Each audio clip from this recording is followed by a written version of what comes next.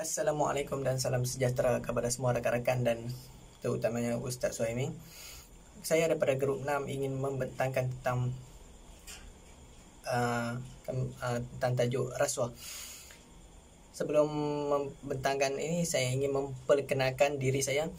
Saya Muhammad Ashraf bin Ismail, nombor metrik 10 DLS 18F 1002. Okay. Di mana maksud rasuah ini adalah satu jenayah atau kesalahan undang-undang di mana seseorang mendapat kebebasan atau kontrak atau keistimewaan daripada pihak berkuasa atau sesebuah syarikat kiranya selepas memberi wang hadiah kerajaan pada pihak yang lain satu.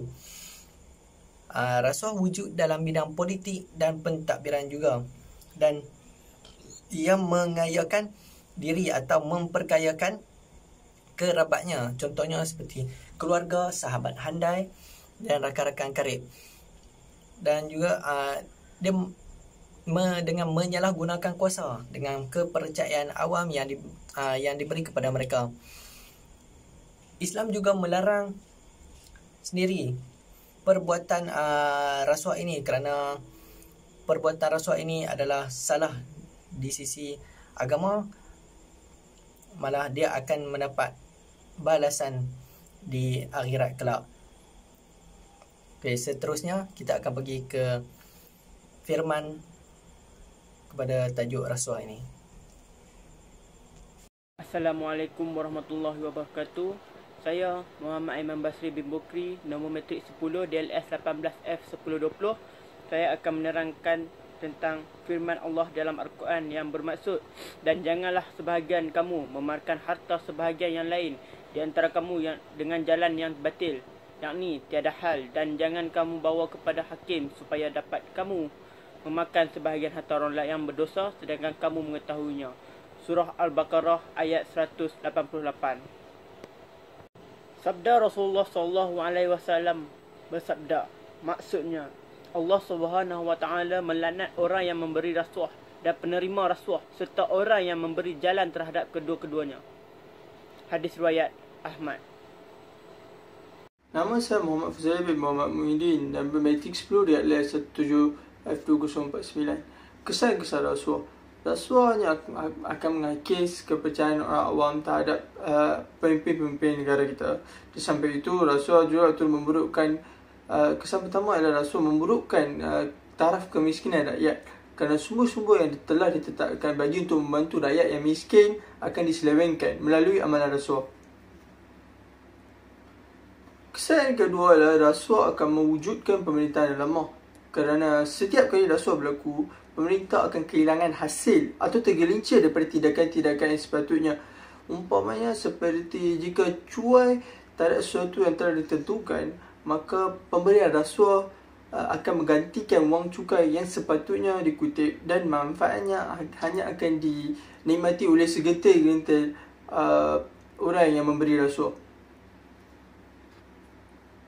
Kesan yang seterusnya, kesan yang ketiga ialah rasuah boleh menyebabkan pentadbiran sesebuah negara menjadi kucing kecil.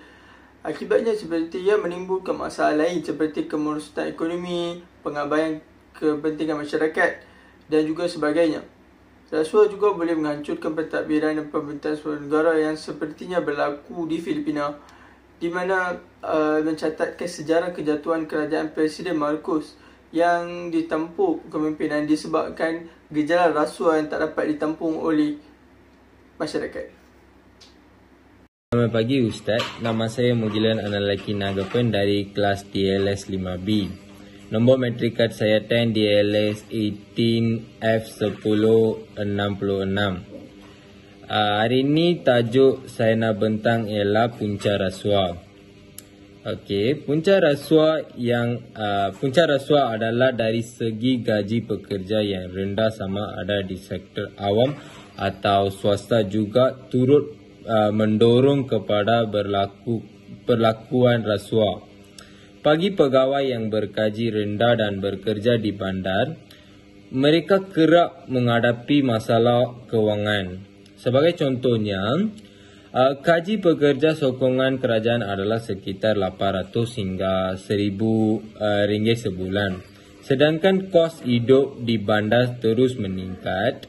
Oleh itu, apabila ada peluang untuk melakukan rasuah, mereka tidak berfikir panjang lagi untuk melakukan perbuatan tersebut.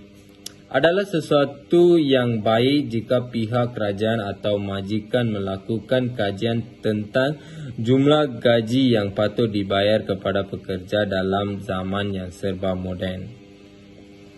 Terima kasih.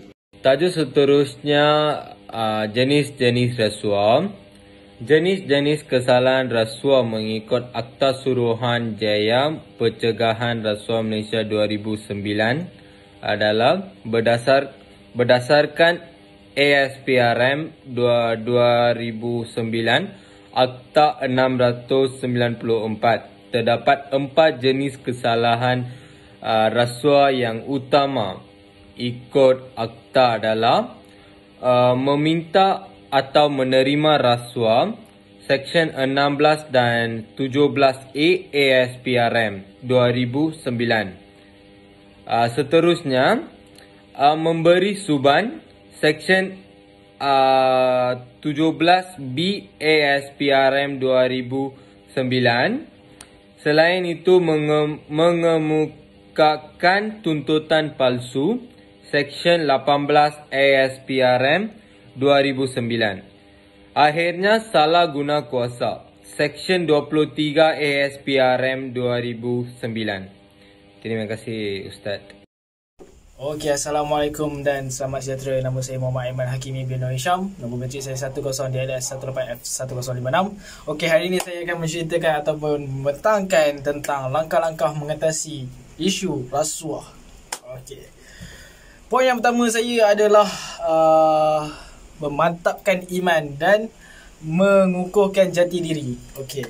Macam mana memantapkan iman ni dan mengukuhkan jati diri kita ni? Kita hendaklah membanyakkan belajar ilmu agama tentang agama Islam yang mengharamkan rasuah ataupun penindasan antara satu sama lain, ya, supaya kita tidak terpengaruh dan tidak melakukan maksiat ataupun melakukan perkara-perkara yang dilarang dalam agama. Okey, dan seterusnya poin yang kedua adalah memasukkan bahaya rasuah dalam sistem pendidikan. Okey. Ini adalah satu cara ataupun langkah macam mana kita nak improve ataupun nak mengurangkan rasuah dalam negara kita. Okey, pertama sekali kita kena letakkan isu rasuah ni dalam sistem pendidikan kita supaya generasi muda tidak terpengaruh dengan isu-isu rasuah ataupun perkara-perkara yang melibatkan rasuah. Okey, dan seterusnya adalah meningkatkan penguatkuasa undang-undang dan juga hukum. Okey. Yang poin ketiga ni adalah poin yang meningkatkan penguatkuasa. So pihak government ataupun kerajaan haruslah memainkan peranan yang tinggi agar ataupun yang ketat supaya dalam negara Malaysia ni tidak berlakunya masalah-masalah ataupun gejala-gejala berusulkan rasuah, supaya tidak memberi jejas kepada imej negara dan juga tidak berlakunya sebarang isu-isu yang lain.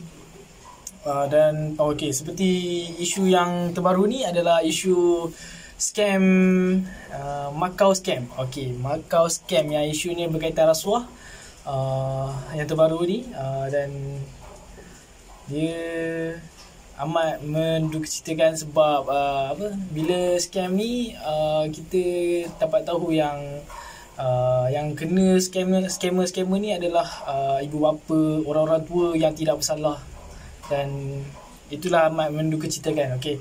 Dan poin yang terakhir saya adalah memudahkan urusan menggunakan ICT. So bila kita mudahkan guna urusan ICT, bila semua generasi ataupun masyarakat di dalam Malaysia ni pandai menggunakan ICT, maka mereka tidak akan terlibat dalam aktiviti-aktiviti yang berkaitan rasuah. So dia pun boleh berhati-hati dan juga dapat mengelakkan daripada isu rasuah yang seperti saya cakap tadi adalah isu Macau scammer yang baru-baru ini.